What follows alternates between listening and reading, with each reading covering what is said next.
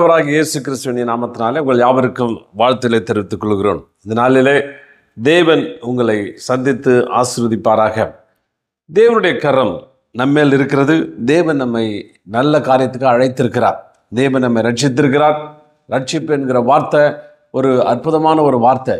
எல்லாவற்றிலிருந்தும் மீட்டெடுப்பது. உங்கள் பிரச்சனைகள், உங்களுடைய சூழ்நிலைகள், உங்கள் போராட்டம், உங்கள் வேதனை, உங்களால் கஷ்டம், எந்த பிரச்சனையும் சோசோ என்ற அருமையான ஒரு கிரேக்க பதம் என்ன சொல்ற, ரட்சிப்பு. அவரால் பிரித்தெடுக்க முடியாத எப்பேற்பட்ட சூழ்நிலையிலையும் உங்களை பிரித்தெடுத்து அவருக்குள்ளே வைத்துக்கொள்வது, அல்லது உங்களை பாதுகாத்து கொள்வது, உங்களை விடுதலையாக வைத்துக்கொள்வது, உங்கள் தேவனுடைய பரிபூர்ணத்தை அனுபவிப்பதுதான் அந்த ரட்சிப்பு. அவர் சொல்லுகிறார், நான் ஜீவன் உண்டாயிருக்கும், அது பரிபூர்ணப்படும் வந்தேன்.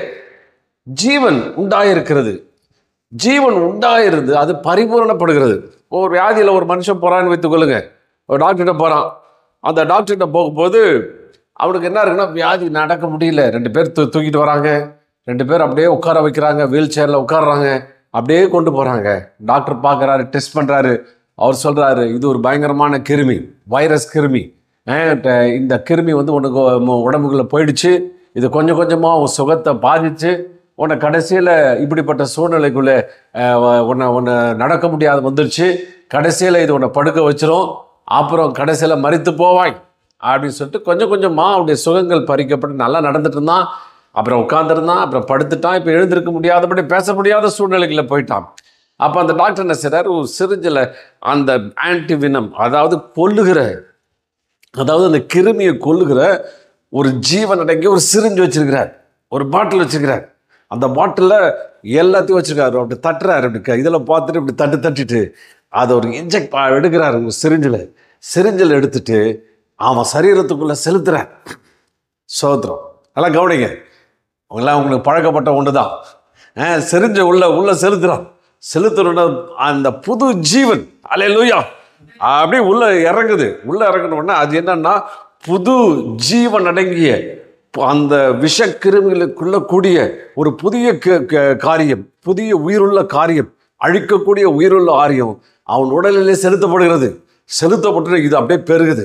உள்ள போய் அந்த ஜீவன் பெருக அந்த ஜீவனை அழிக்கிற அந்த கிருமிகள், உன் சுகவாழ்வை அழிக்கிற கிருமிகள், உன் சமாதானத்தை கெடுத்து கொண்டிருக்கிற அந்த பொல்லாத காரியங்கள், அந்த ஜீவனுக்குள் இருக்கிற கிருமிகளை அழிக்க கொஞ்சம் கொஞ்சமாக பெட்டராகிறான், கொஞ்சம் கொஞ்சமாக சுகமாகறான். அவன் படுத்துறதும் லைட்டாக உட்காடுறான், அவனுக்கு பசி எடுக்குது, சாப்பிட்றான், கொஞ்சம் பெட்டில் இறங்குறான், கொஞ்சம் நடக்க ஆரம்பிக்கிறான், மறுபடியும் ஒரு பூரணத்துக்குள்ளே வருகிறான். திடகாத்திரமாய் ஓடத்தக்கதாய், வேலைகளை செய்யத்தக்கதாய் முழு ஆரோக்கியத்தை பெற்றுக்கொள்கிறான். அதை தான் ஆண்டவருக்கு சொல்ல வருகிறான். உன் ஆத்துமாவிலே கலங்குண்டு நொறுங்குண்டு வேதனைக்குள்ள நீ அப்படியே ஆழ்ந்து போய் கவலைக்குள்ள இருக்கிற உனக்குள்ள ஜீவனை ஏற்றுகிறார். அல்லேலூயா. அந்த சிரிஞ்சில் ஏற்றுற ஜீவனை செய்து அப்படியே வளருது. அவர் சார் ஜீவன் உண்டாயிடுச்சு. ஃபர்ஸ்ட் இன்ஜெக்ட் பண்ணியாச்சு. இயேசு என்கிற பரிசுத்த ஆவியின் மூலமாய் இயேசுவை குறித்த உபதேசம், இயேசுடைய வல்லமை, அதிகாரங்கள் உள்ள இயேசுடைய அதிகாரங்கள், அவருடைய வல்லமை, உயிர்த்தெழுதலுடைய வல்லமை எல்லாவற்றையும் உள்ளடக்கிய அந்த சிரிஞ்ச உள்ள ஏற்றுற உடனே அது உள்ள போய் சும்மா இல்லைங்க, பெருகுது. நாளுக்கு நாள் வேத வசிப்பு, ஜெபம், படிப்பு, அவரை அறிந்து கொள்கிற அறிவில் நீங்கள் வளர்ச்சி அடைய அந்த ஜீவன் பெரிதாகி கொண்டே இருக்கிறது. ஆண்டவர் சொல்றாரு, அது பெரிதாய் ஒரு நாளிலே பரிபூரண ஜீவன், அல்லேலூயா, பரிபூர்ண சுகம், பரிபூர்ண பலன், பரிபூர்ண காரியங்களை அதுக்கு உண்டாக்கி தரும் என்று சொல்லுகிறார். ஜீவன் உண்டாயிருக்கும், அது பரிபூரண படமும் வந்தேன் என்று ஆண்டவர் சொல்லுகிறார். அப்ப அந்த ஜீவன் ஜோயே, அவர் சொல்றார், என்னுடைய ஜீவன், கிறிஸ்துவின் ஜீவன், இயேசு கிறிஸ்துவின் ஜீவனை உனக்குள்ள இன்ஜெக்ட் பண்ணி வச்சிருக்கிறார். ஆமென். பயப்படாத. அந்த ஜீவன் வளர உன்னுடைய எல்லா காரியங்களையும் அது தூக்கி போட்டு அந்த தேவனுடைய சாயல் உங்களுக்குள்ள பிரதிபலிக்கத்தக்கதாய் தேவன் உதவி செய்கிறார். அந்த சாயலை நமக்குள்ள எப்படி புகுத்தி வச்சுட்டா, இந்த சாயல் வளர போகுது, பெரிதாகிக்கொண்டே போகிறது. எல்லா சூழ்நிலை பிரச்சனைகளை எதிர்த்து நின்று ஜெயிக்கத்தக்கதான பரிபூரணத்தை தேவன் உங்களுக்கு படிப்படியாய் தந்தருள்வார் என்று அவர் சொல்லுகிறார். சரி, இன்றைய வசனத்தில் நான் பார்க்கும்பொழுது அந்த ஜீவனுக்கு விரோதமாக ஒன்று வேலை செஞ்சுட்டு இருக்குது. அந்த ஜீவனுக்கு விரோதமாய் செய்கிற எதிர் வல்லமை, எதிரான காரியம். அதை குறித்து தான் கொஞ்சம் ஷார்ட்டாக நம்ம பார்க்க போகிறோம். செய்யுங்கள். எபேசியரின் புத்தகம் 4வது அதிகாரம் 27வது வசனம். பிசாசுக்கு இடம் கொடாதிருங்கள். இதில் பார்த்தீங்கன்னா பிசாசுக்கு இடம் கொடாதிருங்கள். சோதரம். பிசாசுக்கு இடம் கொடாமலும் இருங்கள் அப்படின்னு போட்டிருக்குது. அமெரிக்கன் ஸ்டாண்டர்ட் பைபிளில் do not give the devil an opportunity. பிசாசுக்கு இடம் கொடாதிருங்க. பிசாசுக்கு இடம் கொடுத்தா போதும், அவன் ரொம்ப உள்ளே வந்துடுவான். அப்படி எப்படா இடம் கொடுப்பான் அப்படின்னா வெயிட் பண்ணிட்டு இருக்கான் அப்படின்ற மாதிரி அவங்க சொல்கிறார். 2வது American வெர்ஷனில் do not give the devil an opportunity. பிசாசுக்கு வாய்ப்பு கொடுத்துடாதீங்க. சோத்திரம். நல்லா கவனிக்கிறீங்களா? பிசாசுக்கு வாய்ப்பு கொடுத்துட்டா போதும், அவன் வாய்ப்பை அழகாக யூஸ் பண்ணிக்குவான். கொஞ்சம் தாங்க ஒரு வாய்ப்பு கொடுத்தேன், போதும் அவனுக்கு, அதுக்கு போதும். அந்த வாய்ப்பை கொடுத்துட்டா அந்த வாய்ப்பை அவன் தவற விடவே மாட்டான். 24/7 நல்லா வேலை செய்கிறவன் யாருன்னா பிசாசு தான். 100%. சோதரன். அவனுக்கு தூக்கம் எங்கெல்லாம் ஒன்றும் கிடையாது. அவன் சோதரிக்க மாட்டான். கடின உழைப்பாளி. நம்மளை மாதிரி 100 மடங்கு கடின உழைப்பாளி. அந்த உழைச்சி என்ன பண்ணுறான்? எல்லாத்தையும் நாசம் பண்ணுவது, நாசத்தை கொண்டு வருவது, வேதனை கொண்டு வருது. அதற்காக தேவ பிள்ளைகளையும் எல்லா முழு மனுக்குலத்தை பாதிச்சு கொண்டு போய் நரகத்திலே சேர்ப்பது தான் அவருடைய வேலை. முழு மூச்சாய் வேலை செய்து கொண்டிருக்கிறான். அதில் ஒரு வாய்ப்பு நீங்கள் கொடுத்துட்டா போதும். பவுல் அப்போஸ்தலன் அழகாய் சொல்லுகிறான். இந்த எபேசிய நிருபம் ஒரு அற்புதமான நிருபம். ஒரு வேதாமத்தினுடைய சென்டர் பார்ட். இந்த எபேசியனுடைய சென்டர் பார்ட்னா எப்படி அந்த புதிய ஏற்பாட்டினுடைய கொள்கைகள், புதிய ஏற்பாட்டினுடைய இயேசு சம்பாதித்து கொடுத்த அற்புதமான காரியங்கள், அந்த காரியங்களை அற்புதமாய் இந்த புத்தகத்தில் விளக்கப்பட்டிருக்கிறது. பாருங்க, இடம் கூடாமலும் இருங்கள். ஆப்பர்ச்சுனிட்டி, வாய்ப்பு கொடுத்துடாதீங்க அப்படின்னு போட்டுது. இன்னொரு மொழிபெயர்ப்பில் அப்படி தான் போட்டுருது. Neither give a place to the devil. ஒரு சின்ன இடத்த கொடுத்துடாதீங்க. இடத்த கொடுத்துட்டா போதும், அது உங்களுக்குள்ளே வந்துடும். இந்த பழைய கதை, அரேபியன் கதை சொல்லுவாங்க. ஒட்டகம் நான் மூக்கை வச்சுக்கிறது இடம் கேட்கணும். அவனை கொஞ்சம் சரி மூக்கு தானே இடம் கொடுத்தீங்கன்னா அது முழுசாக அது உள்ளே உங்களை திருப்பிடும். ஆவி, ஆத்மா, சரீரம் 3 ஆக்கிரமித்து உங்களை வெளியே தள்ளி உங்கள் வாழ்க்கையை நாசம் பண்ணுவது தான் அதனுடைய வேலை. ஆம்ப்ளிஃபைட் வெர்ஷனில் இன்னும் நல்லா போடுறது. do not give the devil an opportunity. பிராக்கெட்டில் பார்த்தா to lead you into the sin by holding grudge, nurturing anger, harboring resentment or cultivating bitterness. அதை என்ன தமிழாக்கம் பண்ணும்போது, மேலும் பிசாசுக்கு பகைமை உணர்வை வளர்த்து கொள்வதன் மூலமாக, கோபத்தின் வளர்ப்பதன் மூலமாக, வெறுப்பை வளர்த்துவதன் மூலமாக, கசப்பை வளர்ப்பதன் மூலமாக உங்களை பாவத்திற்கு இட்டு செல்ல வாய்ப்பளிக்காதீர்கள். உங்களை பாவத்திற்கு, அதாவது கோபம், வெறுப்பு, கசப்பு, இன்னும் பல விதமான குணத்துக்கு கொஞ்சம் இடம் கொடுத்துட்டா போதும். எப்படி இடம் கொடுக்குறது? வீடை திறந்து வச்சு இடம் கொடுத்துட்டா போதும், உங்களை அது இப்போ உங்களை அடுத்த நிமிஷம் பாவத்துக்கு செய்ய வைப்பான். அப்புறம் பிற்பாடு அவங்களுக்குள்ளே அவன் ஆக்கிரமித்து கொள்வான். Don't give a place. அதாவது இந்த மாதிரி காரியத்திற்கு இடம் கூடாதிருங்கள். கொடுத்துடாதீங்க. கொடுத்துட்டீங்கன்னா நீங்கள் எல்லாவற்றிலையும் நீங்கள் இழந்து போவீர்கள் என்று அங்கே சொல்லுகிறார்.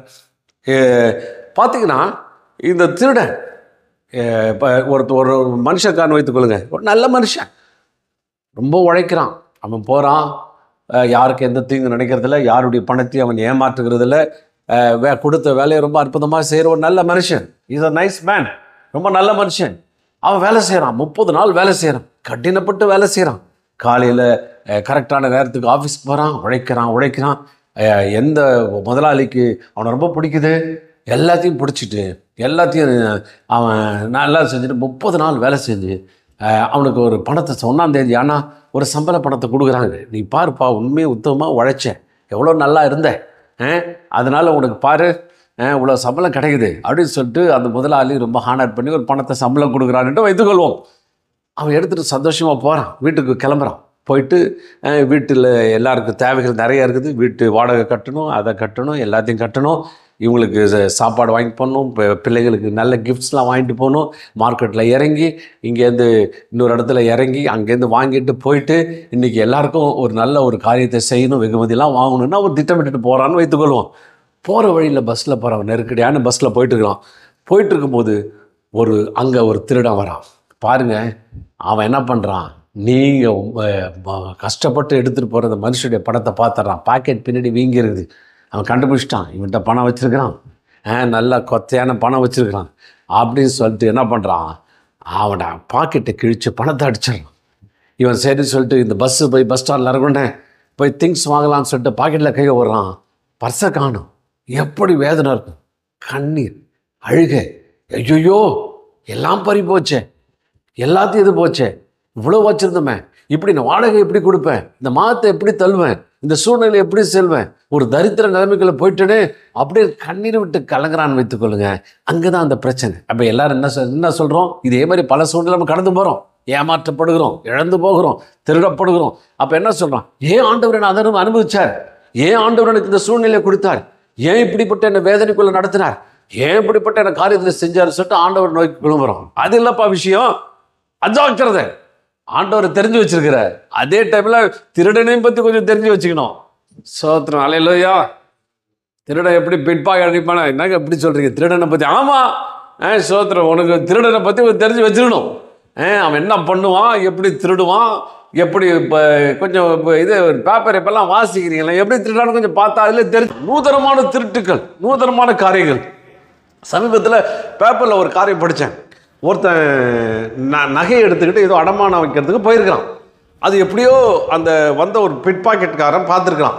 பார்த்துட்டு அவன் என்ன செஞ்சான்னா, இப்போ சோதம் என்ன சொல்கிறது கூட மாதிரி என்னன்னா, இன்ஜெக்ஷன், மயக்க மருந்து கொடுக்குற மருந்து கடையில் விற்கிற டாக்டர் யூஸ் பண்ணுற, ஆப்ரேஷன் யூஸ் பண்ணுற இன்ஜெக்ஷனை ஒரு சிரிஞ்சில் ஏற்றிக்கிட்டு நேராக என்ன பண்ணுறான், குத்துற மாதிரி உள்ளே குத்தி அந்த இன்ஜெக்ஷன் பண்ணி விட்டுறான்.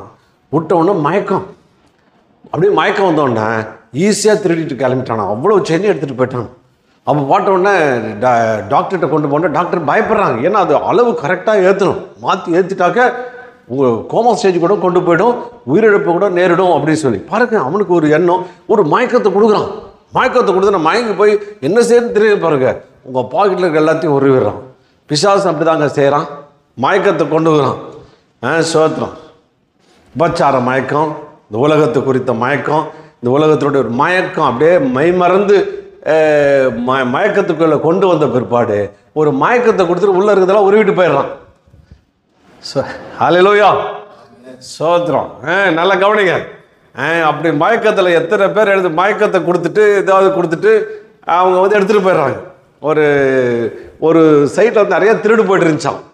திருடு போயிட்டு இருக்கும்போது அங்கே இருக்கிற டிஎஸ்பிக்கு என்னடா பெரிய தொல்லையாக இருக்குது, இவ்வளோ திருட்டுத்தனம் போகுது, எல்லாத்தையும் இவ்வளோ பெரிய அடித்து எடுத்துகிட்டு போயிடுறாங்களா, இவ்வளோத்தையும் எடுத்துகிட்டு போகிறாங்களா, இவ்வளோ திருடு, அதுவும் இந்த ஏரியாவில் இவ்வளோ திருடு போகுதே, என்னதான் இந்த திருடுக்கு இவ்வளோ கம்ப்ளைண்ட்ஸ் எப்படி அட்டன் பண்ணுறது, சரி இதை நம்ம பார்ப்போம் என்ன நேரத்தில் திருடு போகுது அப்படின்ற காரியத்தெல்லாம் பார்த்தாங்க. 7 to 9 அந்த நேரங்கள் அங்கே சொல்லியிருந்தாங்க. உடனே இவர் மாறு வருஷத்தை திருட மாதிரி வேஷம் போட்டார். கரெக்டாக 7:30 மணிக்கு ஒரு வீட்டில் செவரேறி குதிச்சா அந்த வீடு லைட்டாக திறந்துருந்தோம். உள்ளே போய் இருக்கிற கொஞ்சம் திங்ஸ் எடுத்துக்கிட்டா இருக்கும். கெடுத்துட்டு பக்கத்து வீட்டில் எகிரி குதிச்சார்.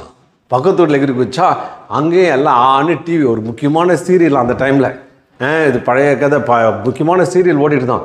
எல்லாரும் மெய் மறந்து சீரியலில் பார்த்துட்டு இருக்கலாம். இவர் தோட்டத்து வழியாக ஒவ்வொரு வீட்லேயும் 2 பொருளை திருடிட்டு போயிட்டார். திருடிட்டு போயிட்டு இது உண்மையில் நடந்தது. திருடிட்டு அந்த ரவுண்டில்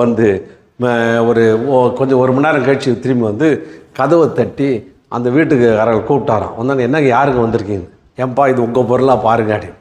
ஆமாம் இது ஏன் பொருள் தான், இங்கே தான் வச்சுருந்தேன் அப்படின்னு. இந்தாயா அவன் பொருள். எப்படிங்க போச்சு, யார் திருடா தெரியல, திருட பாருங்க தெரியும். என்னயா டிவி பார்க்குறிய, இப்படியாயா பாப்பா நான் தான் திருடினேன், நான் உள்ளே வந்தேன், கதவு திறந்தது எடுத்தேன், உனக்கு தெரியல, எல்லாம் சீரியலில் பார்த்து அப்படியே முழுகிட்டு இருந்தீங்க, திருடி இதே மாதிரி அந்த சீரியல் பார்த்து அத்தனை வீட்டில் நான் திருடினேன்.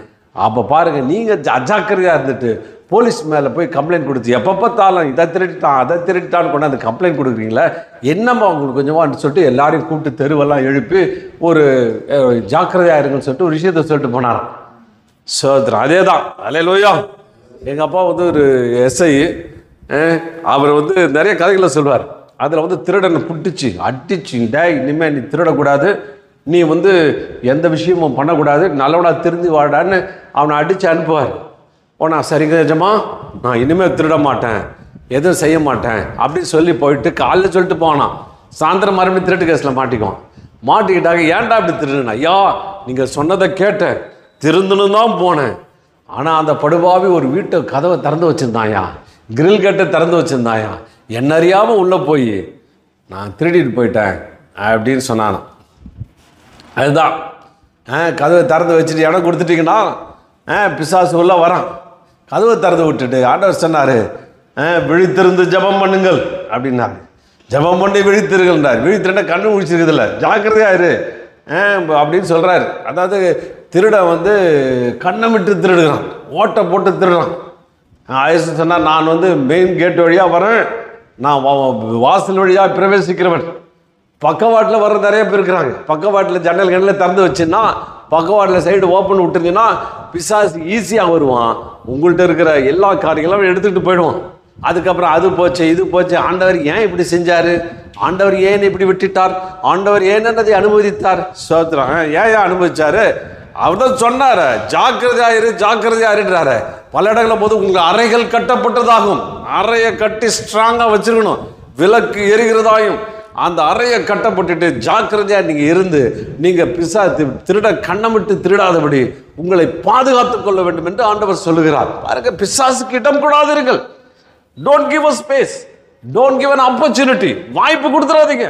ஒரு வாய்ப்பு கொடுத்துட்டீங்கன்னா போதும், உங்கள் மேட்டரை க்ளோஸ் பண்ணுவோம், உங்கள் குடும்பத்தை க்ளோஸ் பண்ணுவோம், உங்கள் வாழ்க்கையை க்ளோஸ் பண்ணுவோம், உங்களுடைய காரியத்தை க்ளோஸ் பண்ணுவோம். அஜாக்கிரதையினால எல்லா பொருளத்தையும் இழந்து போய் ஆண்டவரை குறை கூறி தெரியாதீங்க. ஆண்டவர் சொல்லுகிறார், சத்துருன்னு ஒருத்தர் இருக்கிறான், பிசாசு இருக்கிறான். ஆண்டவர் அதை குறித்து சொல்லும்போது யோவான் 10:10 வாசிக்கிறோம், திருடன் திருடவும் கொல்லவும் அழிக்கவும் வருகிறானே என்று வேறொன்றுக்கும் வரான், நானோ அவைகளுக்கு ஜீவன் உண்டாயிருக்கவும் பரிபூர்ணப்படவும் வந்தேன். எப்பா, நான் வந்த நோக்கம் என்ன? உனக்கு பரிபூர்ணத்தை தரணும், உனக்கு அற்புதத்தை அதிசயமா வாழ்க்கையை தரணும், என்னுடைய வாழ்க்கையை உனக்கு தரணும், குமாரனுடைய வாழ்க்கையை உனக்கு தந்து நீ சமாதானமாக இருக்கும்படி நான் வந்திருக்கேன்பா அப்படின்றார். இன்னொருத்தன் வரான், 2 பேர்.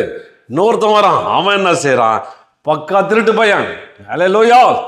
உன் சுகத்தை திருடுறதுக்காக, உனக்கு இருக்கிற பொருளாதார பிரச்சனை, பொருளாதாரத்தை திருடுறதுக்காக, உனக்கு இருக்க எல்லாத்தையும் திருடி எடுத்துட்டு போயிட்டு உன்னை வேதனைக்குள்ள நடத்தும்படியாய் அவன் விரும்புகிறான்.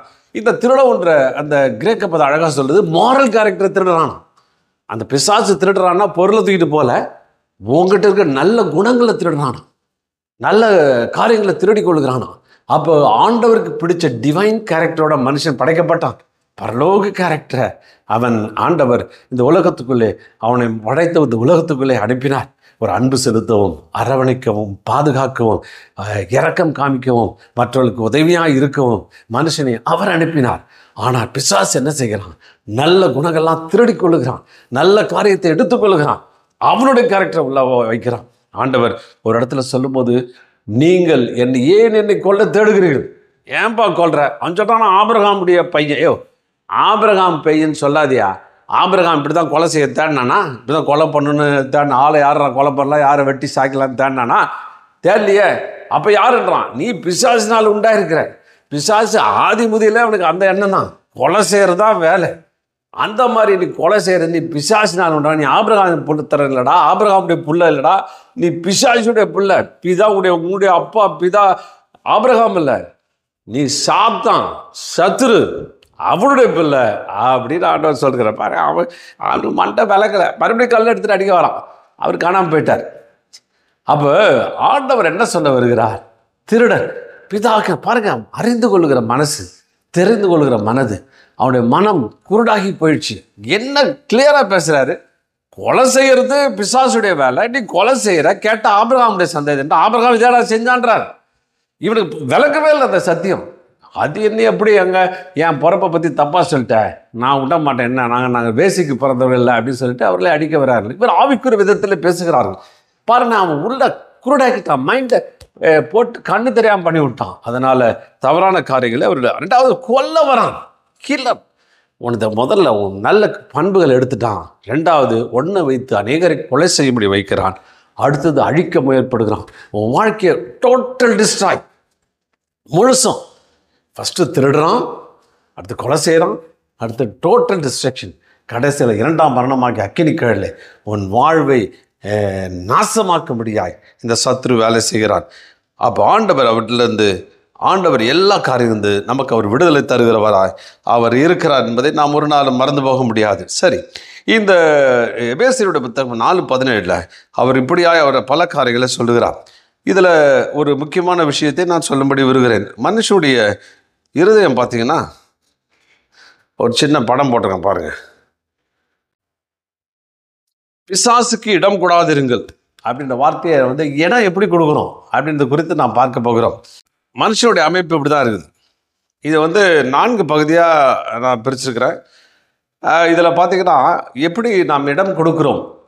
we are giving a space, வாய்ப்பு. பிசாசுக்கு ஒரு வாய்ப்பை கொடுக்குறோம். நாம் தான் கொடுக்குறோம் வாய்ப்பு, ஆண்டவர் கொடுக்கல. ஆண்டவர் பிசாசு ஆண்டவருக்கு விரோதமாக மாற்றி வாய்ப்புகளை ஏற்படுத்தி, அவனுக்கு ஒரு வாய்ப்புகளை ஏற்படுத்தி வாழ்க்கையை உள்ளடக்கி உங்களை தரித்திரத்திலையும் வேதனையிலையும் வியாதியிலையும் பிரச்சனையிலையும் வைக்கிறான். ஆனால் ஆண்டவர் அப்படி செய்கிறதில்ல. தான் பிள்ளையை எந்த தகப்பனாவது தன்னுடைய பிள்ளையை அடித்து நொறுக்கணும்னு விரும்புவானா? அவன் விரும்ப மாட்டான்.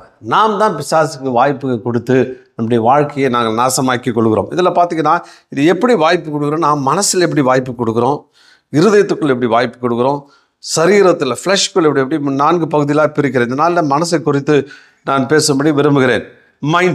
மைண்டு தான் பார்த்திங்கன்னா எல்லாத்துலேயும் மெயினான விஷயம். மைண்ட் அப்படின்னா என்னென்னா குறித்து பாரு. மனசுன்றனா மைண்டு தான் முடிவெடுக்கிற திறன். மனசு பார்த்திங்கன்னா ஒரு மனுஷனுடைய மனிதன் பார்த்திங்கன்னா ஆவி ஆத்மா சரீரமாக இருக்கிறார். ஆவி ஆத்மா சரீரம். சரீரம்னா இந்த ஃப்ளஷ் தான். ஆனாலும் இவர் சொல்லுகிற பதங்கள் வேறு. அதை குறித்து கொஞ்சம் எப்படி இது இடம் கொடுக்குறான், எப்படி உள்ளே வரான் என்ற காரியங்களை பார்த்துக்கொள்கிறோம். ஏன்னா திருட்டு பையனை பற்றி உங்களுக்கு தெரிஞ்சுக்கணும். ஸோ ஹல்லேலூயா. திருடனை பற்றி தெரிஞ்சுக்கணும். அவன் தானே திருடுறவன். ஆண்டவரையும் தெரிஞ்சுக்கணும், திருடனையும் தெரிஞ்சுக்கணும். திருடன் தெரிஞ்சால் தான் எங்கடா எப்படா எப்படி வருவான்றது, எங்கே இடம் கொடுத்தா எங்கே வந்துடுறான், அல்லது வந்த ஆளை எப்படி எடுத்து தொறுதணும், இந்த காரியங்களை உங்களுக்கு தெரியும். முதலாவது பார்த்தீங்கன்னா மனசு தான் மனுஷனுடைய டாப்பில் இருக்குது. அதுதான் ஆளுகை செய்கிறது. சரீரம் முழுவதையும் ஆளுகை செய்கிறது மனது என்ன பார்த்தீங்கன்னா அது ஒரு புத்தி கூர்மை, புத்தி உள்ள காரியம். இந்த பாருங்க, மனசு தான் டாப். இந்த மனசு பார்த்தீங்கன்னா இந்த மைண்டு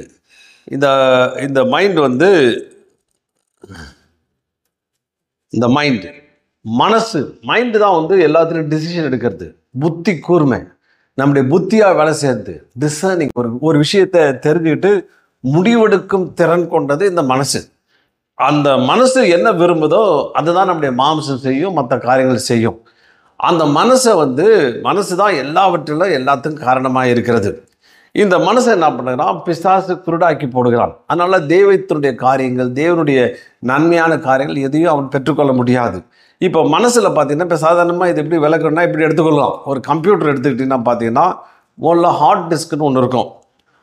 ஹார்ட் டிஸ்க் அதில் பார்த்தீங்கன்னா ஸ்டோரேஜ் மெட்டீரியல்லாம் ஸ்டோர் பண்ணியிருக்கோம். இந்த சில டேட்டாஸ் இதை பற்றி ஒரு வீடுன்னு வைத்துக்கொள்வோம், இல்லது ஏதாவது ஒரு நிகழ்ச்சின்னு வைத்துக்கொள்வோம். எல்லாத்து குறித்ததான அறிவுகள் அந்த ஸ்டோரேஜ் அது ஞாபகத்தில் வைக்கிற அந்த ஞாபகம் தான் நாலேஜ். அதுக்கு ஒன்றும் தெரியாது. இருக்கிற டேட்டாவை, நடந்த நிகழ்ச்சிகள், பேசுகிற வார்த்தைகள், அந்த வார்த்தைகளாக படங்களாக உள்ளே ஸ்டோர் பண்ணி வச்சுருக்கோம். அதை உள்ளே அடக்கி வச்சுருக்கோம். அதுதான் நாலேஜ், அறிவு. உங்கள் அனுபவம் என்றது ஒரு அறிவு. இந்த அனுபவத்தில் நீங்கள் பார்த்த பலவிதமான கடந்து போன விஷயங்கள், அதில் முக்கியமான காரியங்கள் எல்லாம் பதிவு பண்ணக்கூடிய இடம் தான் இந்த நாலேஜ். அதுதான் கம்ப்யூட்டரில் பார்த்தீங்கன்னா ஹார்ட் டிஸ்க்குன்னு சொல்கிறாங்க. அதுக்கப்புறம் பார்த்தீங்கன்னா இன்னும் பல காரியங்கள் இருக்குது.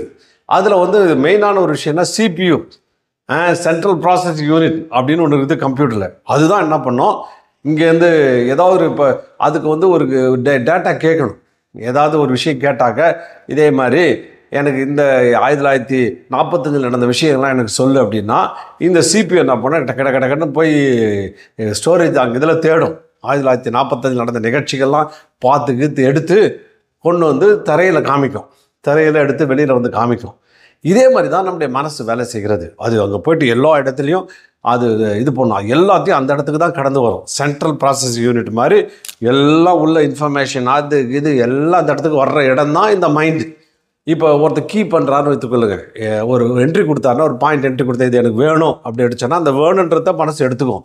இவருக்கு என்ன கொடுக்கணுன்றதை போய் தேடி எடுத்துகிட்டு அலசி ஆராய்ச்சி பண்ணி அது எடுத்துன்னு திருப்பி கொடுக்கும். இந்த மனது பல விதங்கள். அதே மாதிரி தான் நம்முடைய மைண்டும் அப்படி தான் வேலை செய்கிறது. அது புத்தி, அது இன்டெலெக்ட், முடிவெடுக்கும் திறன் அப்படின்னு பல காரியங்கள் வேதாகமத்தை வாசிச்சு பண்ணீங்கன்னா அதுதான் முடிவெடுக்குது திறமை. அதுதான் ஒரு மனுஷன் நடத்துது.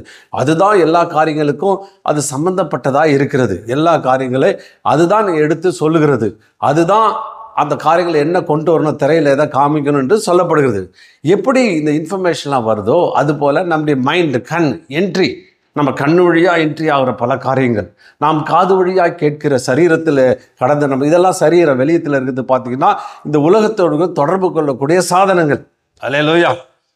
எப்படி இந்த வைஃபை ஈஃபைன்னு பல கனெக்ஷன் அந்த இதை பிடிக்குதோ அந்த மாதிரி நம்முடைய கண், காது, 5 புலன்கள், கண், காது, மூக்கு, வாய், அப்புறம் நம்முடைய சரீரில் தொடுதல், உணர்ச்சி, இதன் மூலியமாய் இன்ஃபர்மேஷன் நம்ம வாங்குகிறோம். இது மூலியமாய் மனது பாதிக்கப்படுது. நேரம் மனதுக்கு தான் போகுது. ஒரு அருமையான இது பிரியாணியை பார்க்குறோம் அல்லது பிரியாணி நுகர்கிறோம். நல்ல ஸ்மெல்லு வந்துடா.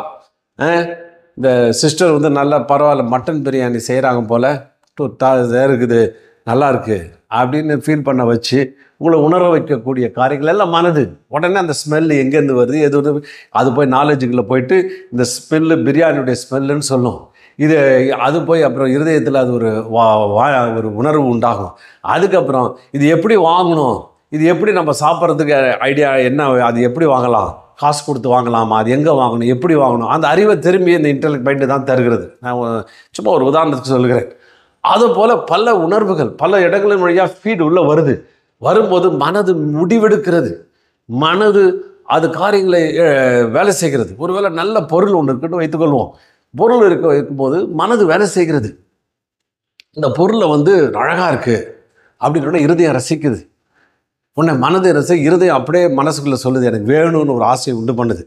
மனது என்ன சொல்லுது, இந்த பொருளை அப்போ அவனுடைய கேரக்டர், அவனுடைய குணம் அங்கே வெளிப்படுது. ஒருவேளை திருடனாக இருந்தால் அப்பா இது எப்படி திருடணும் அப்படின்னு ஸ்கெட்ச் போடுறது. நைட்டு எல்லாம் தூங்கிடுவானுங்க, இங்கே நல்ல டூப்ளிகேட் கீ வாங்கிட்டு உள்ளே திறந்து அவன் ஏமாந்த நேரத்தில் எப்படி எடுத்துக்கொள்ளணும் அப்படின்னு தவறான ஒரு கணக்கை போடுவது. அப்போ மனசு தான் அங்கே முடிவெடுக்குது. அப்போ கேரக்டர் ஆஃப் எ பர்சன், ஒரு மனுஷனுடைய குணத்தை சார்ந்து இந்த மூளை வேலை செய்கிறது. ஒருவேளை திருடனாக இருந்தானா திருட்டுக்குரிய எண்ணங்கள், திருட்டுக்குரிய காரியங்கள், திருட்டுக்குரிய புத்தி அந்த பக்கம் அங்கே வேலை செய்கிறது. ஒருவேளை நல்லவனாக இருந்தானா இதனுடைய விலை எவ்வளோ, 1,00,000 ரூபாய், நம்மக்கிட்ட 50,000 தான் இருக்குது. அப்போ 50,000க்கு என்ன பண்ணுவோம், நல்லா கடின உழைப்பு செய்வோம், நல்ல வேலை செய்வோம், நல்ல காரியங்களை வேலை செஞ்சு நீ நியாயமாக உழைத்து இதை பிடித்து வாங்குவோம் அப்படின்னு எண்ணுகிற எண்ணங்கள். அப்போ இந்த எண்ணங்கள், இந்த மனது முக்கியமாக எப்படி வேலை செய்கிறதுனா அது புத்தி கூர்மை, முடிவெடுக்கும் திறன், தீர்மானம். ஒருவேளை இப்படி யோசிக்கிறான், நம்மகிட்ட எங்கேயா காசு வாங்குறதுக்கு வேணாம், நமக்கு கிடைக்கிறது என்னால் நம்மளால் முடியுமோ அதை அனுபவிச்சிடும், அதுவும் முடிவெடுக்கிற திறன் தான். அப்போ மனது தான் எல்லாவற்றிலும் முடிவெடுக்கிற திறனும் அது செய்கிற அந்த செயல்திறன், ஒரு மனுஷனுடைய அந்த செயல்திறனை அந்த மனது தான் இங்கே வெளிப்படுத்துகிறது. அப்போ அந்த மனதில் இடம் கொடுப்பது அப்படின்னா நான் அதுதான் குறித்து பார்க்க போகிறோம். அப்போ மனது எப்படி வேலை செய்கிறது, மனது எப்படி காரியங்களை பெற்றுக்கொள்கிறது என்று நாம் பார்க்கிறோம். இந்த மனதில் இடம் கொடுப்பது என்ன, அதே எபேசியர் புத்தகத்தில் 17வது வசனம், எபேசியர் 4வது அதிகாரம் 17வது வசனத்தில், ஆதலால் கர்த்தருக்குள் நான் உங்களுக்கு சாட்சியாக சொல்லி எச்சரிக்கிறது என்னவென்றால், மற்ற புறஜாதிகள் தங்கள் வீணான சிந்தையிலே நடக்கிறது போல நீங்கள் இனி நடவாமலும் அப்படின்னு போட்டிருக்குது. So I tell you this and insist on it in the Lord, that you must no longer walk as the Gentiles do in the futility of their thinking. இன்னும் இந்த வார்த்தைகளை குறித்து ஆம்பிளிஃபைட் வெர்ஷனில் என்ன போட்டிருக்குன்னா, so this I say and solemnly affirm together with the Lord, bracket as his presence, that you must no longer live as Gentiles live, in the futility of their mind and foolishness and emptiness of the souls. இந்த தமிழில் இப்போ நான் இதை மொழிபெயர்க்கும் பொழுது, ஆகையால் நான் இதை சொல்லுகிறேன், மேலும் அவருடைய பிரசன்னத்தில் இருந்தபடி கர்த்தரோடு சேர்ந்து உறுதியாய் சொல்லுகிறேன், விசுவாசம் இல்லாத புறஜாதிகள் தங்கள் மனதின் வீண் மனப்பான்மையிலும் அவர்கள் ஆன்மாக்களில் முட்டாள்தனத்திலும் வெறுமையிலும் வாழ்வது போல நீங்கள் இனி வாழக்கூடாது. என்ன சொல்கிற வராரு, உங்கள் மனசில் வீணான சிந்தனைகள், வீணான எண்ணங்கள். புறஜாதிக்கு பார்த்தீங்கன்னா அவனுக்கு சத்தியம் தெரியல. தேவனுடைய பிரசன்னம், தேவனுடைய விருப்பம், தேவனுடைய காரியம் அவர்களுக்கு ஒன்றும் விளங்காதனால வீணாய் வாழ்கிறார்கள். நான் யோசிக்கிறேன், இயேசு ஒரு ரிலிஜியன். இயேசு பார்த்தீங்கன்னா அவர் மதத்தை சார்ந்தவர் இல்லை, மதத்தை ஸ்தாபித்தவரும் இல்லை, அவர் மத தலைவரும் இல்லை, மதத்துக்குரிய காரியங்களை போதிக்கவும் இல்லை. மதம் என்பது முன்னாடி நான் யோசிச்சா மனுஷனால் உருவாக்க இல்லை. மதம் என்பது அது பிசாசினாலே உருவாக்கப்பட்ட ஒரு காரியங்கள், வீணான சிந்தனைகளும் வீணான எண்ணங்களும் நிறைந்தத ஒரு காரியங்கள்.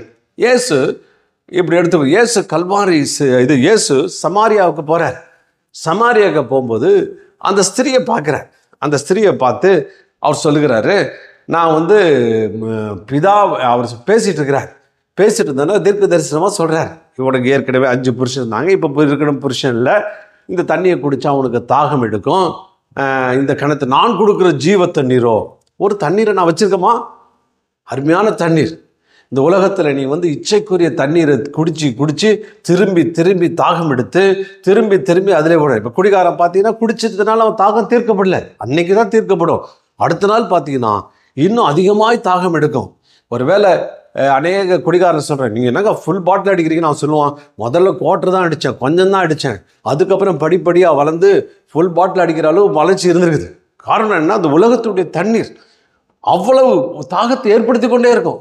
உலகத்துக்குரிய இச்சைகள், உலகத்துடைய காரியங்கள் தாகத்தை ஏற்படும். திரும்ப திரும்ப திரும்ப அந்த தாகத்தில் விழும்போது அவன் கேடான சிந்தனைக்கு நேராய் அவன் மொத்தமும் அவன் தன்னுடைய வாழ்க்கையை இழந்து எல்லாம் திருடப்பட்ட நிலைமைகளே கொண்டு போகிறான். அப்போ சொல்கிறார், நான் ஜீவ தண்ணீர் வச்சிருக்கிறேன், நீ இதை குடிச்சின்னா உன் தாகம் தீர்க்கப்படும், இனி அடுத்த தவறு செய்யணுன்ற எண்ணமே வராது அப்படின்னு சொல்லும்போது அவள் உடனே ஊரில் போய் அடித்து அவங்க வர. அப்போ அந்த ஸ்திரீ கேட்குறேன், நீங்கள் யாக்கோபை விட பெரியவரோ? மேசியா வரும்போது எல்லாம் சொல்லுவாங்கன்னாங்களே என்ன அப்படின்னு. அவர் சொன்ன, மேசியா நான் தான், நீ எதிர்பார்க்குற மேசியா நான் தான், நான் வந்து எல்லா உண்மைகளையும் வெளிப்படுத்த வருவேன். அதில் ஒரு காரியம் அவர் சொல்கிறாரு, அவர் சொல்கிறா, எங்களுடைய பிதாக்கள், இந்த வசனம் காமிச்சா டைம் ஆகும், எங்களுடைய பிதாக்கள் இந்த மலை மேலே தொழுதுட்டு வந்தாங்க. இந்த மலை மேலே தொழுது தான் யாக்கோபு இந்த கிணத்தை வெட்டினா அங்கே தான் தொழுதுட்டு வந்தாங்க. அந்த மலை இருக்குது பாருங்க, அந்த மலை மேலே ஒரு இடத்துல தொழுதுட்டு வந்தாங்க அப்படின்னா. அப்போ ஆண்டவர் சொல்கிறார், ஸ்ரீயே நான் சொல்கிறத நம்பு, இந்த மலையில் இல்லை எங்கும் எப்பொழுதும் தொழுது கொள்ளும் காலம் வந்திருக்கிறது. எப்போ வந்திருக்கு? எப்பயும் தொழுதுக்கலாம்ப்பா, எங்கேயும் தொழுதுக்கலாம். கடவுள் அங்கே வருவார், அங்கே வியாபித்து இருக்கிறார். அந்த டைம் இப்போ வந்துருக்குது. முன்னாடி எருசலேமுக்கு தான் போகணும், எருசலேமில் ஒரு ஆலயம் இருக்கும், அந்த ஆலயத்தில் டபால் வெட்டணும், அந்த வெட்டி அதை வந்து பலி செலுத்தி அந்த ரத்தத்தை செலுத்தி அந்த ஆலயத்தில் போனால் தான் அவரை கண்டுபிடிக்க முடியும், ஆலயத்துக்குள்ளே போகணும்னு சொல்லிட்டு ஒரு பெரிய சட்டத்திட்டங்கள் போட்டு இருந்தது. ஆனால் மேசியா என்ற ஆண்டவர் இதெல்லாம் நிழலாட்டமாக இருக்குதுப்பா, இதெல்லாம் வரப்போகிற காரியத்துக்கு நிழலாட்டம். அது என்ன நிழலாட்டம்? நீ பிதாவை எங்கும் எப்போதும் தொழுது கொள்ள வேண்டிய காலம் வந்துருக்குது. நீ எருசலேமுக்கு போக தேவையில்லை, நீ அங்கே போக தேவையில்லை, இங்கே போக தேவையில்லை, நீ ஊரு கடைக்கோடியில் ஒரு பெரிய காட்டு மிராண்டி ஒரு வாழ்க்கையில் நீ இருந்தாலும் அந்த இடத்துல உட்காந்து முழங்கால் பிடிக்கிட்டு கதவை பூட்டிட்டு உள்ளே போய் அங்கே ஆண்டவரை தேடினா போதும், அது தொழுது கொள்ளுகிற ஒரு அருமையான இடமாய் மாறுகிறது. அது தொழுது கொள்கிற தேவனுடைய வல்லமையும் அதிகாரத்தையும் பெற்றுக்கொள்கிற இடமாய் இருக்கிறது. அதை பிதா விரும்புகிறார். அல்லேலூயா. தேவனுடைய சித்தம், பிதாவுடைய சித்தம், இந்த உலகத்துடைய சர்வ சிருஷ்டிக்கு ஒரு விருப்பம் இருக்கிறது. அந்த விருப்பம் என்னன்னா, எங்கேயும் எப்பொழுது தொழுது கொள்ளும்படியாய் அதை குமாரன் மூலியமாய் இந்த உலகத்திலே வெளிப்படுத்துகிறான். குமாரன் மூலியமாய் கொண்டு வந்து வெளிப்படுத்துகிறான். எருசலேம் போக தேவையில்லை, இங்கே போக தேவையில்லை, அங்கே போக தேவையில்லை, நீ எங்கே இருந்தாலும் அந்த பிதாவை தொழுது கொள்ளணும். ஆவியோடு உண்மையோடு தொழுது கொள்ளும் போது, உண்மையான உணர்வோடு இருக்கணும், பரிசுத்த ஆவியனுடைய நிறைவோடு கூட தொழுது கொள்ளும் போது அவர் விருப்பமாக இருக்கிறார். அதுதாயா விருப்பம் அப்படின்றார். நல்லா கவனிங்க. இன்னைக்கு சண்டை நடக்குது. எருசலேம் சொல்கிறான், புனித நகரம், புனித நகரம், புனித நகரத்தை எங்களுக்கு கடவுள் கொடுத்தார், இதை நாங்கள் பாதுகாப்போம் அப்படின்னு சொல்லிட்டு சிந்தனையினால் நிரம்பி எப்படி அந்த இதை கடவுள் கொடுத்த இதை பாருங்க, அந்த மிலிட்ரியில் அதை ஓதுறாங்க, இது டோராவை ஓதுறாங்க, டோராவை பேசுகிறாங்க, டோராவை பற்றி சொல்கிறாங்க.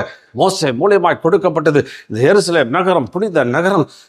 அப்படி சொல்லி இதில் உட்காந்து நாங்கள் இருப்போம், நாங்கள் இதை செய்வோம், அதை செய்வோம், எங்களுக்கு புரியுதை நாங்கள் பெற்றுக்கொள்வோம் அப்படின்னு சொல்லி அவங்க சண்டை போடுறதுக்கு அரபியர்களோடு சண்டை போடுகிறார்கள். ஏனென்றால் தொழுது கொள்ளுகிற இடம் விட்டு கொடுக்கக்கூடாது, இது கடவுளுக்கு செய்ய வேண்டியது. இயேசு ஒரு இடத்துல சொல்கிறாரு, கொலை செய்கிற ஒரு காலம் வருகிறது, கொலை செய்கிறவன் கடவுளுக்கு நன்மை செய்கிறது தொண்டு செய்யும் காலம் போல வரும் அப்படின்னு போட்டிருக்காரு.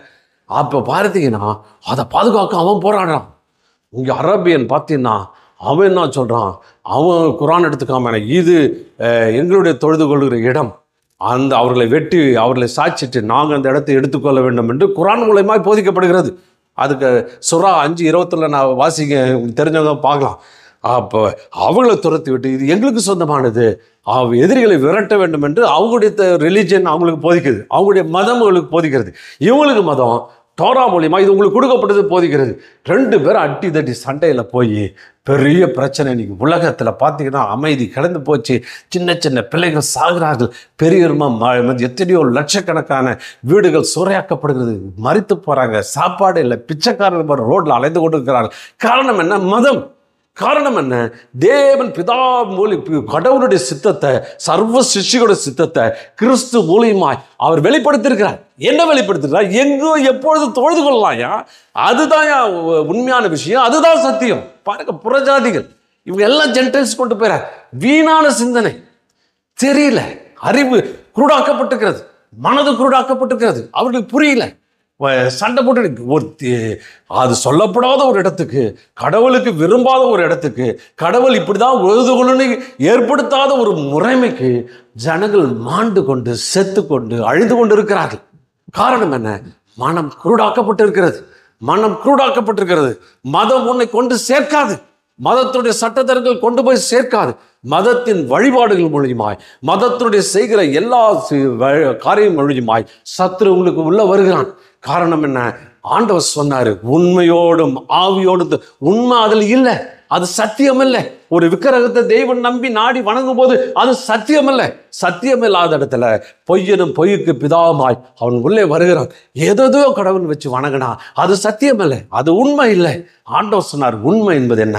பிதாவாகிய தேவன் எங்கும் இருக்கிறார், அவர் உனக்கு சகாயம் செய்ய விடுகிறார். உன்னை நீ அவருக்கு அர்ப்பணித்து அவருக்குள்ள உன்னை தேற்றி கொண்டு அவருக்குள்ள அது ஆவியானவர்களால் நிரப்புக்குள்ள போகும்போது நம்முடைய அறிவு மனக்கண்களை திறக்கிறார். அவரை நீங்கள் பார்க்க முடியும். ஆண்டவர் சொல்றார், இருதயத்தில் சுத்தமுள்ளவர்கள் பாக்கியவான்கள், அவர்கள் தேவனை தரிசிப்பா. நீ தேவனை பார்க்க முடியும். அந்த இருதயத்துடைய சுத்தத்தை ஆண்டவர் குமாரன் தன்னுடைய ரத்தத்தை வெளிப்படுத்தி, ரத்தத்தை கொடுத்து உன் இருதயத்தை சுத்தப்படுத்தி, அவருடைய ரத்தத்தினால சகல பாவங்களை கழுவி சுத்திகரித்து எல்லாத்தையும் அவர் மாற்றி போட்டு உன் இருதயத்தை சுத்தமாக்கி நீ தேவனை தரிசிக்கிற ஒரு அற்புதமான ஒரு காரியத்தை பெற்றுக்கொண்டுகிறாய். அதுக்கு எந்த ஊருக்கும் போவதில்லை, எந்த இடத்துக்கும் போவதில்லை, உன் அறக்கதவா பூட்டினா போதும் உனக்கு கிடைக்கும் என்ற ஒரு சத்தியத்தை வெளிப்படுத்துகிறார். வீணான சிந்தனையை குழப்பி விட்டுட்டான். சிந்தனைகள் சத்தியம் சொல்லிட்டு அங்கே போகிற. இன்னும் பார்த்தீங்கன்னா இந்த மனதுக்குள்ள என்ன இருக்கிறது? ரோமர் 1:22 தேவனை அறிகிற அறிவை பற்றி கொண்டு இருக்கிற மனதில்லாத இருக்கப்படினால் தகாதவர்களை செய்யும்படி தேவன் அவர்களுக்கு கேடான சிந்தைகளுக்கு ஒப்பு கொடுத்தார். தேவனை அறிகிற அறிவு, தேவனுடைய அறிகிற அறிவை அவனுக்கு பெற்றுக்கொள்ள மனசு கிடையாது. இயேசு சொல்ற, ஏன் என்னுடைய உபதேசத்தை கேட்க மனசு இல்லை? உங்களுக்கு மனசு இல்லை, ஏன் என்னை ஏற்றுக்கொள்ளலை? கேட்கறதுக்கு மனசு இல்லை, அதனால வேணான்றீங்க. இயேசுதான் வேணான்றாங்க, இயேசு உபதேசம் வேணான்றாங்க. எப்போ அந்த உபதேசம் தான் ஜீவனை வச்சிருக்கிறாரு, அதுக்குள்ளதான் லைஃப் வச்சிருக்கிறாரு. உனக்கு உயிர் கொடுக்கிற, உன்னை வளமாக்குற, உன்னை அற்புதமா சுகமாக்குற வல்லமை நிறைந்த சத்தியத்தை உள்ள வச்சிருக்காருயா. கேட்க மனசு இல்லை, அது பெற்றுக்கொள்ள மனசு இல்லை, தள்ளி விடுறதுனால உன்னை போ எக்கடா பண்ண ஒப்பு கொடுத்தார், விட்டுட்டார். என்ன பார்த்தீங்கன்னா இன்னும் 7:23 ஆகிலும் என் மனதின் பிரமாணத்துக்கு விரோதமாய் போராடுகிற வேறொரு பிரமாணத்தை அவைகள் இருக்க காண்கிறேன். அது ஏன் அவைகள் உண்டாயிருக்கிற பாவ பிரமாணத்துக்கு என்னை சிறையாக்கி கொள்கிறது. மனது அப்படின்னா என்னன்னா, இஸ் அ பிரமாணம். பிரமாணம் என்ன? லா, சட்டங்கள் நீ மனசுல வச்சிருக்கிற, சட்டங்கள் மனசுல வச்சிருக்கிற. எப்படி மனுஷன் ஏங்குறான்? ஒரு ஆள் உனக்கு துரோகம் பண்ணுறான்னு வைத்துக்கொள்ளுங்க. துரோகம் பண்ணுறான்னா அந்த ஆளை பழிக்கு பழி வாங்கணும் அப்படின்றத நீ முடிவெடுக்கிற. பிரமாணம் அது ஒரு சட்டத்தை மைண்டுக்குள்ளே பிரமாணங்கள் சட்டத்திட்டங்களை வச்சுருக்கிறோம், இந்த காரங்களை வைத்துக்கிறோம். இப்போ கம்ப்யூட்டரில் கூட எடுத்துட்டிங்கன்னா ஒரு வேளை பிள்ளைங்களுடைய மார்க் லிஸ்ட்டு போடுறோம், போட்டு 80% உள்ள மார்க்கை நீ எடுக்கணும் அப்படின்னா அது எல்லாரையும் அனலைஸ் பண்ணுது. 82 உள்ளே கொண்டு வா, 88 உள்ளே கொண்டு வா அப்படின்னு சொல்லிட்டு அதுக்கு ஒரு பிரமாணங்களை, ஒரு சட்டங்களை, ஒரு கமாண்ட்ஸ் எழுதுகிறோம், ஒரு ப்ரோக்ராம் எழுதுகிறோம். அதை மாதிரி மனது ப்ரோக்ராம்லான நிறைஞ்சிது. அப்போ என்ன பண்ணுறது, ஒரு காரியம் உள்ளே வருது, அது நிறுத்து பார்க்குறது. நமக்கு ஏற்கனவே ஒன்று இருக்குது, ஏற்கனவே ஒரு சட்டம் இருக்குது, அந்த சட்டத்துக்கு கம்பேர் பண்ணுது, பிரமாணத்துக்கு நேராக செக் பண்ணுது. அது சரி இருந்தால் ஏற்றுக்குது, சரி இல்லைன்னா எடுத்துக்கொள்ளலை. ஏன் இயேசு ஏற்றுக்கொள்ளலை? அவங்க மத சம்பத்துக்குரிய பிரமாணங்களை நிறைவேற்றி கொண்டிருக்கிறாங்க, மத சம்பத்துக்குரிய காரியங்களை வைத்திருக்கிறாங்க. எல்லாம் தெய்வம், என் மதமும் சம்மதம், எல்லாம் ஒன்று அப்படின்னு சொல்லும்போது அது இயேசு சொல்கிறார், நானே வழியை சத்தியமான ஏற்றுக்கொள்ள மனசு இல்லை. ஏன்னா ஏற்கனவே ஒரு பிரமாணம் உள்ளே வச்சுருக்கிறாங்க, ஒரு சத்துவம் உள்ளே வச்சுருக்கிறாங்க. அந்த தத்துவத்துக்கு அதை கம்பேர் பண்ணால் வரலை, அதை எடுத்து போடுறான். ஆனால் அதை குறித்து ஆராய்ச்சி பண்ணும்போது சரியா என்பதை நிதானிக்கக்கூடிய அறிவு அவளுக்கு இல்லாமல் போகிறது. சரி, அப்போ அந்த பிரமாணம் அங்கே வேலை செய்து கொண்டு இருக்கிறது, அந்த பிரமாணம் அங்கே செய்யப்பட்டு கொண்டிருக்கிறது. அப்போ ரிலிஜியன் சட்டத்திட்டங்கள் அடங்கிய அந்த புத்தகமாகிய மதம், ஒவ்வொரு மதத்துக்கும் கோட்பாடுகள் உண்டு. அந்த கோட்பாடுகள் மனதிலே இருக்கிறது. அந்த மனதில் வைத்து அந்த காரியங்களை அவர்கள் சட்டத்திட்டங்களை அங்கு அவர்கள் நிறைவேற்றுகிறார்கள். ஆண்டவர் சொல்கிறாரு, எபிரேயர் 8:10 வாசிக்கும் போது, அந்நாட்களுக்கு பின்பு நான் இஸ்ரவேல் குடும்பத்தோரோடு பண்ண உடன்படிக்கையாவது என்னுடைய பிரமாணங்களை அவருடைய மனதிலே வைத்து அவருடைய இருதயங்களே அவைகளை எழுதுவேன், அவர்கள் தேவராயிருப்பார்கள், அவர்கள் ஜனங்களாயிருப்பார்கள். என்ன சொல்றாரு, முன்னாடி 10 கற்பனையை மோசையை வர வைக்கிறார். அங்கே கற்பலைகளை அழகாக ஒன்று எழுதுறார். உன் தாயின் தகப்பனுக்கு கனம் பண்ணுவாயாக அப்படின்னு ஒரு 10 கட்டளையை ஒரு டேப்லெட்டில் எழுதி, இதாப்பா எடுத்துகிட்டு போயிட்டு வீட்டில் கொடு, நீ என்ன பண்ணு, வீட்டு செவுத்தில் எழுதி, அங்கே வாசகாலில் எழுதி வையே, இங்கே எழுதி வையே, கல்லில் தொடக்கமாக எழுதி வையே, எங்கே பார்த்தாலும் எழுதி வையே, இதை பார்த்து உன் பிள்ளைங்களுக்கு சொல்லுனார்.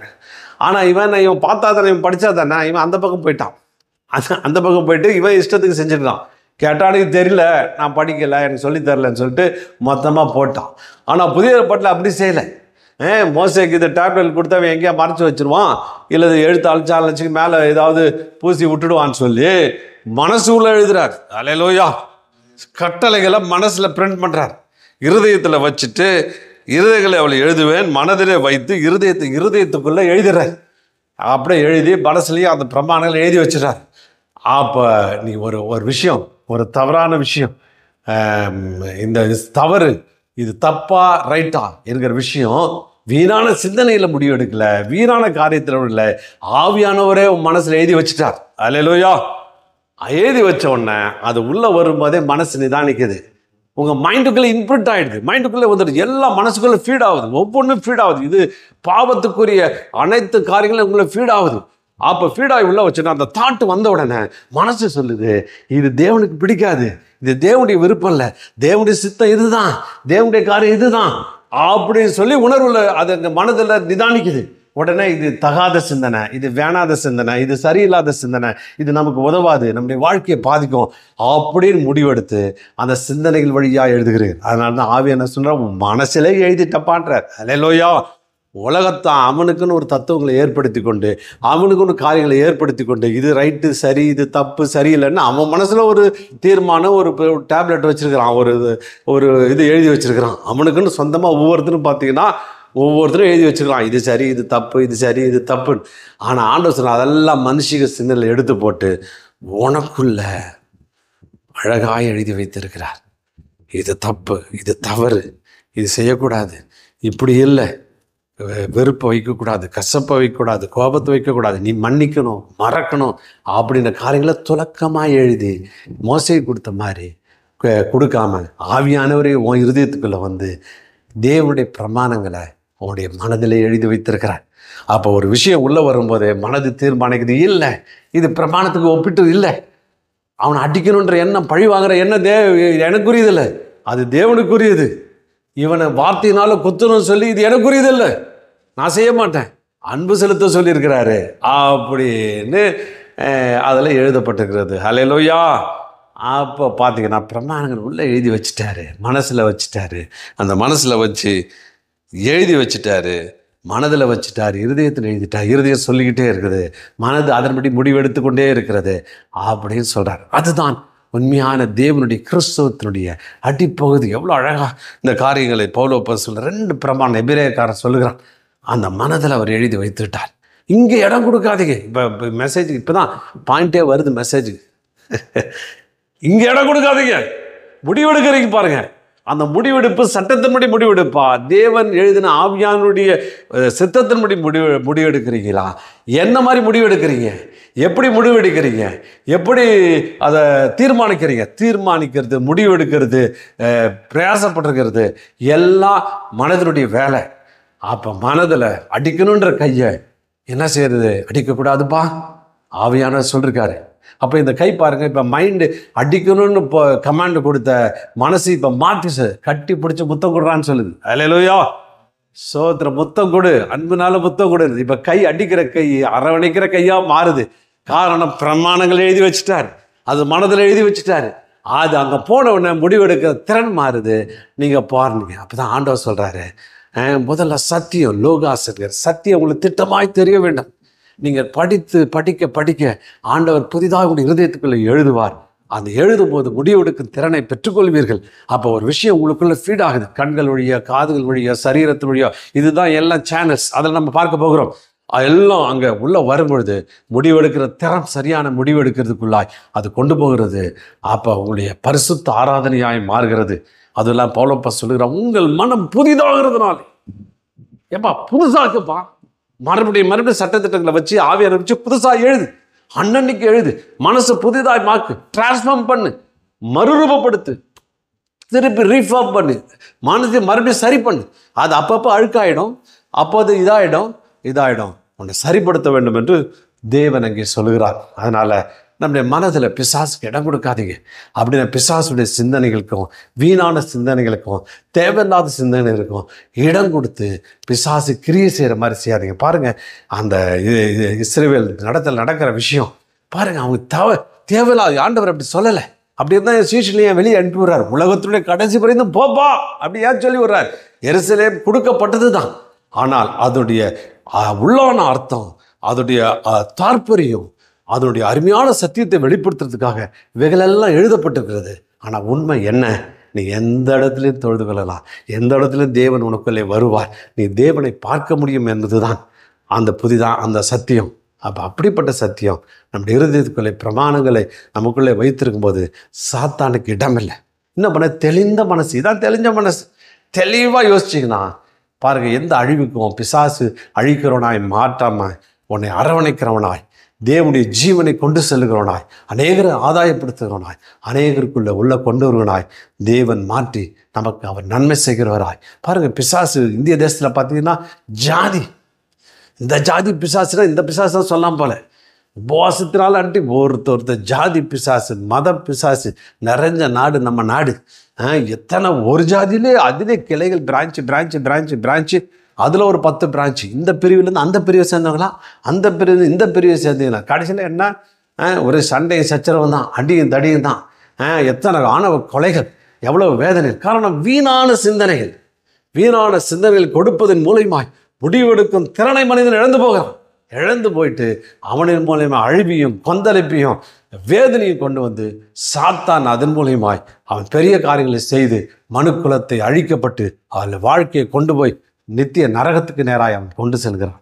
அதனால் பிசாசுக்கு இடம் கொடுக்கிறான். தேவனுடைய உண்மையிலிருந்து, அது பவுல் பல இடத்துல சொல்கிறான், கிறிஸ்துவனுடைய உண்மையிலிருந்து நீங்கள் விலகி விடுவோம், நான் பயந்திருக்கிறேன். கிறிஸ்துவை குறித்த உண்மைதான் ரியல் பிரமாணம். அதை நம்ம வருடத்தில் குறித்து அதன் மூலமாய் முடிவெடுத்து அதன் மூலமாக காரியங்களை தீர்மானித்து மன தெளிவுகளாக இருந்து நாம் இந்த உலகத்தில் செல்லும்போது சத்துருக்கு இடமல்ல, சத்துருவை நாம் நொறுக்கி போடுகிறோம். இனி வர காலம் எப்படி இருதயத்தில் இடம் கொடுப்பது, எப்படி சரீரத்தில் இடம் கொடுப்பது காரியங்களை குறித்து நாம் வாசிப்போம். அதனால் இதில் மனதில் அவருக்கு இடம் கொடுக்காதீங்க. Don't give a chance. வாய்ப்பை கொடுத்துடாதீங்க, வாய்ப்பை வழங்கிடாதீங்க. தேவன் வாழ்க்கையில் நன்மை செய்வாராக. ஆமென்.